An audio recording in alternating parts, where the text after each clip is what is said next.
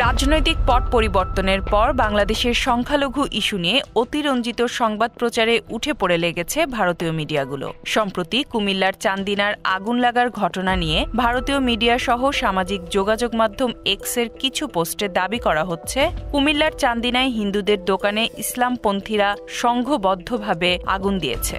তবে fact check বা তথ্য যাচাইকারী প্রতিষ্ঠান ডিসমিস ল্যাবের অনুসন্ধানে দেখা গেছে দাবিটি সঠিক নয়। অগ্নিকাণ্ডের ঘটনাটি সত্য হলেও এর সঙ্গে কোনো সাম্প্রদায়িক সংযোগ নেই। অগ্নিকাণ্ডের ঘটনায় বাজারের অধিকাংশ দোকান ক্ষতিগ্রস্ত হয়েছে, যার মধ্যে মুসলিম এবং হিন্দু উভয় ধর্মাবলম্বীর ব্যবসায়ীরাই রয়েছেন।